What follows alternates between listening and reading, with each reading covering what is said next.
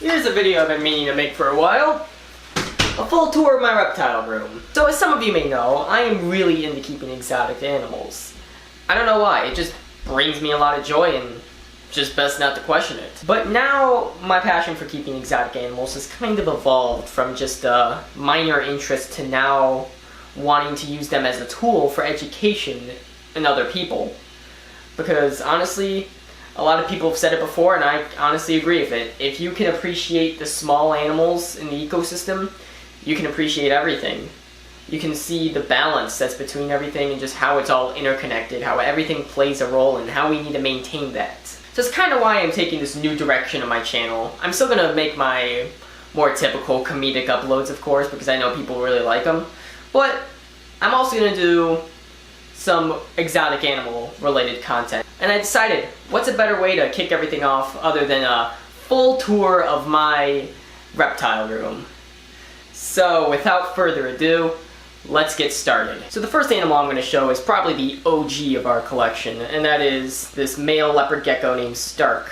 Funny enough, the first reptile isn't even mine. It's my sister's reptile, and this animal is the only animal that isn't mine that's in this room. Everything else here is mine, but I still consider it one of my own because I take care of it a lot whenever my sister's gone. You might remember him as one of the animals in my original All My Pets video. Don't watch that one if you haven't, because it is extremely outdated and my care back then sucked. I'm gonna say it right now, just save yourself the cringe. Here, you can get a better look at him like this. He is a beautiful male leopard gecko. As you can see, a bit of his tail fell off by accident. Trying to jump off. But it grew back, as most leopard geckos' tails do, if you don't already know that. Basically what happens is, this is one of their defensive mechanisms, that if a predator grabs it by their tail, they can detach it and grow it back a couple months later. And their tail kind of looks like their head, if I can really get them both in the same frame. It's not really wanting to cooperate, but kind of get the point. It's to fool predators into grabbing the part that's going to detach rather than grabbing something like the head and killing the leopard gecko. So this is our second leopard gecko. Her name's Dottie. It's a female, and this one's mine. These are great starter animals for anyone getting into the hobby. You don't want to dive in head first with like a super hard to keep animal. You want to get something like leopard geckos that require really only like 10-gallon tanks, kind of like these. And just some UVB light and a heat pad, and just feed them some crickets, mealworms, or soup worms if they're big enough, and boom, you got yourself a fairly healthy animal. Now, just to let you know that this is not a full care video that I'm making here for these animals. That's coming sometime in the future. Still, great animal, and if you're getting a reptile, it should be this one. Next, we'll move on to my bearded dragons, and this is one of them. This is my male. His name's Toothless, which is a fairly ironic name, as you'll find out with the next bearded dragon, but that's for the next couple of minutes. My care for these guys used to kind of suck, like really bad. Video coming out on that pretty soon as well. But yeah, these animals are not as easy as people say they are. I mean, sure, their care is fairly straightforward, but you need a big setup, you need nice lights, and you need to give them a varied diet of leafy greens and some fruits and a variety of insects, and sometimes when they're bigger, even like a pinky mouse as a treat that I usually give it to them like once every other month, because it's just some good protein for them, and I just want to kind of give them a good life to make up for my previous mistakes, which again you'll all probably hate me for when you see that video come out. Ugh. Not the best starter animal. I know they're up there on the list of starter animals, but honestly, I think if you get in your first reptile, avoid bearded dragons unless you really, really, really know what you're getting yourself into. I kind of regret getting them when I did. I got them when I was much younger and worse at keeping reptiles. I wish I would have gotten them at a time period like now, where I actually knew what I was doing, and they'd be in a lot better condition. Hey buddy, there's my other bearded dragon. I'll show you her in a minute. Anyways, I'll put this guy back and I'll show you the other bearded dragon because she looks like she wants to get held. So here's my second bearded dragon, Neptune, and she's a bit of a special animal to me. Because if you look at her, both of her front legs or feet are missing. And that's because, as I mentioned earlier, Toothless's name is kind of ironic because, don't cohabit bearded dragons, I guess is what I should be saying right now. And Toothless is already freaking out because he's a male and this is a female. In my defense, they were both sold to me as females, and me, being the naive 11-year-old that I was, didn't really question it. But she is a bit smaller than Toothless, probably stunted because of the whole leg thing. But it was a bit of a crisis when it happened. I was like really stressed out about it. I felt awful, and I still kind of do to this day for it. But she's really made a comeback from it. She can climb, she's doing great, she's one of my best eaters. Even though she's kind of a pain to get out of her cage because she gets extremely excited with food. And she constantly thinks she's getting fed, and one time she's drawn blood for me. But I won't hold that against her. So, a little while after getting my bearded dragons, I got a white tree frog for my birthday. Now, these aren't animals that you should typically handle, because amphibians breathe through their skin. Although, I wet my hands down with some dechlorinated water beforehand. I'm mentioning this because last time I made an All My Pets video, no one let me hear the end of it for the fact that I didn't do it, even though I did. I clearly remember that, but again, it's in the past. We're not talking about that. Currently, I'm working on a project that involves me moving him out of his admittedly pretty small enclosure. I kept him in there as a grow-out thing just until he got bigger, to a much more roomy enclosure that's going to be completely bioactive. Keep in mind, this is the first time I am going to do something like this, so this is going to be a fun video to make. That's probably going to be done in the next couple of months, so stick around for the ride. I'm sure Larry's going to appreciate it. And if you're going to get into frogs, especially tree frogs, these guys are great starters. They're very hardy. They can tolerate a lot of conditions. They tolerate a lot of handling. Not an excessive amount, of course, but something like this, they won't care. As long as you're not grabbing them, you just let them go where they want to. They'll be fairly content, unless he wants to jump towards the camera, which he might do in any second, so I'm kind of preparing myself for that, because it's happened before. But yeah, I love these guys. They're such good animals.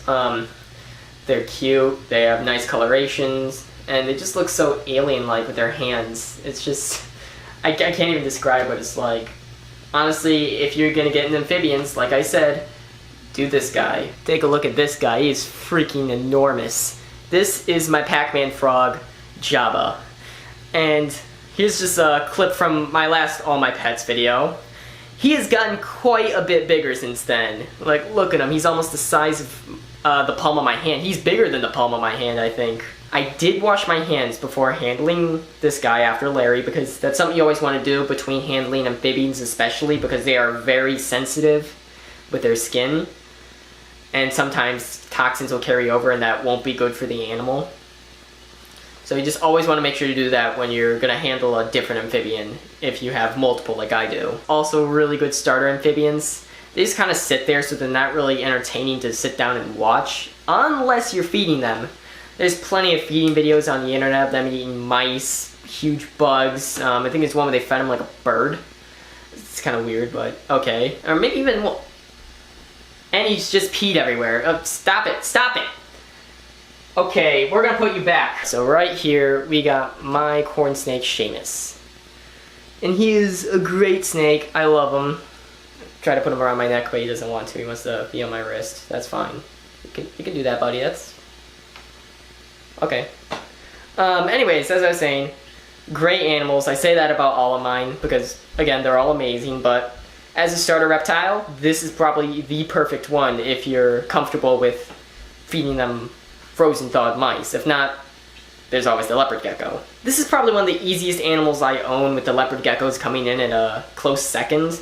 Maybe Jabba tied in there as well, when he's not peeing all over me. The thing that makes this guy really easy is because he only needs to be fed like once a week, or once every other week, depending on how big of a meal I'm gonna give him. And yeah, a lot of people have a irrational fear of snakes. They think snakes are out to bite them, out to kill them, and things like that, but really, these animals are more beneficial than they are harmful. So they keep the population of rodents under control, which are arguably much worse for humans than snakes are, in my opinion. You know, just my opinion. It's not like rodents carry a lot of the same diseases that humans have, and snakes control them and in turn keep those diseases away from us. No, snakes are scary. Speaking of spooky, scary animals, behold my bugs. There's another one beneath it, a 10-gallon tank, but you just see the two on top. And one of my 3 arthropods is the golden desert millipede. And these guys are just so simple to keep as well. They're like pet rocks, basically. As long as you give them an environment where the bacteria that they feed on can grow, and also some decaying plant matter, then you're basically set. As long as, and also, you know, spray down their enclosure once in a while to keep the soil moist and everything. Again, very easy animals to keep. Probably the OG invertebrate for me is Spot. I got him at a Reptile Expo for about $10, and I just set him up with things I had lying around. That's the great thing about pets like these is if you have like an extra critter carrier lying around with some extra substrate and like a half log hide you're not going to use, and all you have to do is probably just buy like a sponge or something so they don't drown in their water dish, then boom, you have everything you need to keep a majority of arthropods. Again, there's some that need a little more extra supplies, but most in general require very minimal setups. Anyways, millipedes are cool little pets that you really don't see very often because most people don't think about them when they're thinking about exotic pets. But they're definitely something that I think if you're going to get into keeping invertebrates, this is a good one to start with. This is what I started with. So right here, I have my red-eared slider. He's a little guy, I think it's a juvenile, and his name is Winston. I know he's a male because of the length of his claws relative to the rest of his arm. That's what typically males have, is their much longer claws. Which is a good thing for me, because he's not going to get as big as if he would if he was a female. Female sliders get pretty big. He's not a fan of being held because he's out of his comfort zone, which is the water, so he has his mouth open, giving me a death stare, telling me to put me back in, or else he'll take my nose off or something. So I'm going to do that right now, and there we go, it's right back in. A lot of sliders and aquatic turtles tend to suffer some of the worst possible conditions that a reptile can have. Like, out of all of them, they probably receive the worst care by far. And that's no exaggeration. Some people keep them in like tiny, like 5-10 gallon tanks because they buy them as like quarter-sized babies. And it's like, oh, look how cute this little turtle is, I'll just throw him in my goldfish tank. And what do you know, it grows huge, eats all the goldfish, and can barely move in the 10 gallon. And they're like, oh, what do I do? Turtle dies. But I'm constantly working with this animal. I think out of all my animals, he's probably the one that I've put the most time into. The bearded dragons I put the most money into, but he requires the most care because he's the most complicated to keep animal. And you know what? I've kind of grown attached to him. At first I wasn't really thinking I'd ever own a turtle or a tortoise, at least when I'm living here, because I always thought they were too much work, and they are a lot of work, and sometimes he feels like he's more work than I can handle. But I've kind of learned how to manage myself better, and he's just kind of made me a more responsible pet owner. Alright, so right here is a 20-gallon tank that I used to keep the turtle in when I first got him, before I could set up the pool and everything. And he lived in here for about a month and a half, but when I finally moved him, it gave me the inspiration to turn it into a full-fledged fish tank. So in here I have a variety of tiger barbs. I think I have 4 of the normal ones, 2 albinos, and then 2 green ones, totaling about 8. There's a dwarf gourami right there in the corner. The barbs aren't messing with it as much as I thought they would, because I was pretty worried about that when I bought the gourami, but I heard that they were good compatible tank mates for them, and surprise, surprise, he is actually doing quite well. Down here in the bottom, you can see one of the Julie Cory cats. I have 2 of those, and also 3 albino ones. Here, let me find one of them. There's one. You can see him right there. There was an albino bristlenose pleco that I saw a second ago, but I don't know where he went. He probably went behind the rocks. There he is. Oh my gosh. I love this pleco. He's so nice. The barbs won't stop going in front of the camera. Come on, guys. I want to get shots of the pleco. Anyways, that's my fish tank. This is the first fish tank I've ever really kept on my own. So it's not the best one in the world, but hey, we all start somewhere. So right here in this wooden enclosure is my Russian tortoise. His name is Pickles. Here, let me get him closer to the camera for you so you can get a nice better look at him. Oh, look at him, he's so cute. This was also an animal that was given to me by someone else. They were moving apartments and they couldn't take it with them. So they decided, why not give Pickles to me? This enclosure, I did not build myself. It came with them and that's what I've been using, and he seems to enjoy it. Russian tortoises stay very small relative to a lot of other tortoises. They still require a lot of space, of course. I think something like this is like minimum for one, which he does have some added space with like the stairs that he uses to climb, so that gives him more leg room. But I also do want to build him like an outdoor enclosure for the summer again as well, and this will be like his winter home, like his little cottage, his little wood cottage in the woods. But yeah, this is basically planned to be only used for keeping them in the winter, or conditions outside are not good for keeping them outside, because these guys are very sensitive to humidity. They don't like it very humid at all. If it's hot and humid, they can tolerate it, but if it's cold and humid, that can give them a lot of respiratory issues, and you just don't want that, because that'll kill your tortoise, and you don't want a dead tortoise, because he's I think 5 years old and he still has like 40 plus years to go. Like I said, huge commitments for these kind of animals. If you're gonna buy one, at least know how long you're gonna be keeping it. So for the next animal, we have to take a small step outside the reptile room and into the rest of my basement. And right here you have my axolotl, Arthur. Axolotls are a type of salamander that stay babies forever. I think it's called something like Miotany or something like that. I might be pronouncing that wrong. These guys are very easy to keep. I think the only real specialized care that they require is their water needs to be cold. Anywhere between 65 degrees to 70 degrees is ideal. Anything higher than that should be avoided, and they can tolerate temperatures below that, of course, but that's what I try to maintain. And that's kind of the main reason why he is not in the reptile room, because the reptile room is very hot and the water would be very warm, which would not be good for him. And he's trying to come up because he thinks he's gonna get food. So the second to last animal I'm going to show you here is something that I believe to be criminally underrated in the arthropod keeping world. And that, my friends, is this guy. This is the vinegaroon. So vinegaroons are a type of arachnid. I got this one a couple months ago, and he's doing great. And this guy is doing great. His name's Lester. And Lester is pretty spooky looking, right?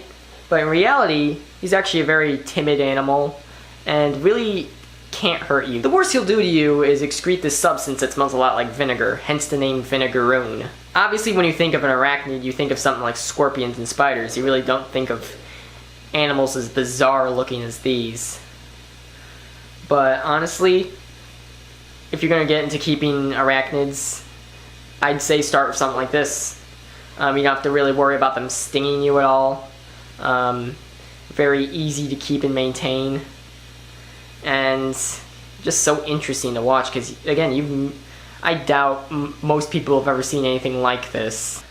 I mean, these are fairly popular animals in the arachnid hobby, I guess, but I don't know, they just don't get enough attention in my opinion, because they're so bizarre and so cool looking, but people hardly know about these animals, which I kind of want to change that. So I'm going to put this guy back, and I'm going to get out my last pets. So last but certainly not least is my Asian black forest scorpion, George. A lot of people don't consider an animal like this a good pet, because you see this scary looking stinger right here. You're like, oh no, he's going to sting you and you're going to die.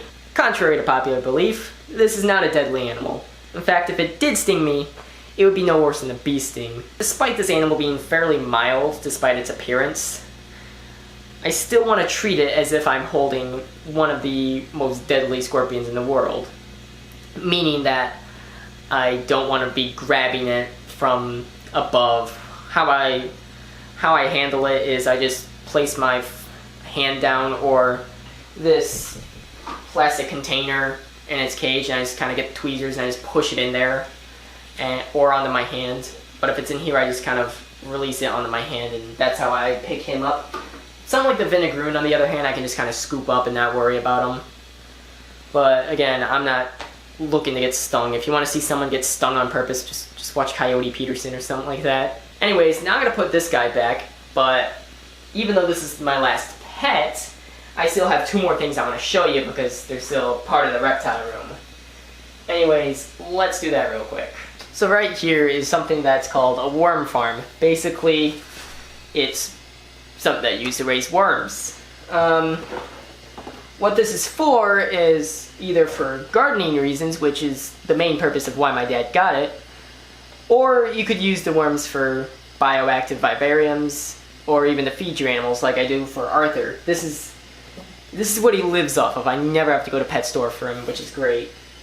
But also in here are a ton of springtails. If you don't know what springtails are, they're these little white invertebrates that are very important to decomposition and breaking down waste material and plant material. A lot of people tend not to know what springtails are. However, if you've dabbled with vivariums before or any bioactive setup, you might be familiar with these animals, along with isopods, or even using earthworms themselves. Like here, I'll get one of these guys out, hold them up to the camera.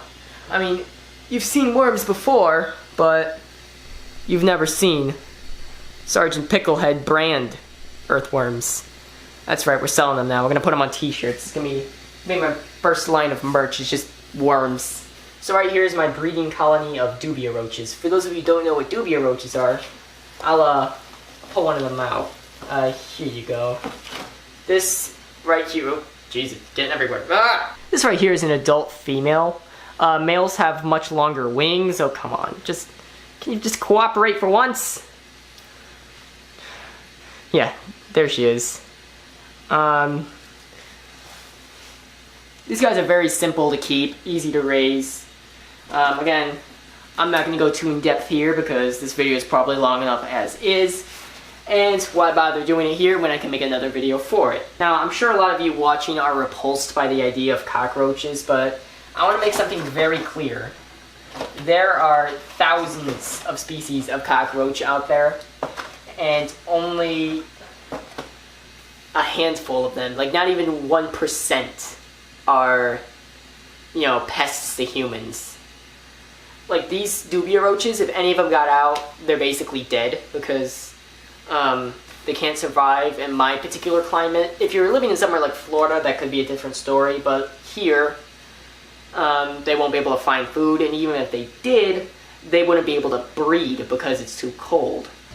I hope you all enjoyed this little video I threw together that's basically introducing my entire reptile room.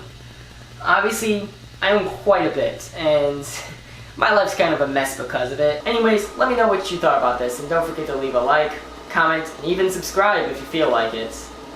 Anyways, I'll see you all in the next video.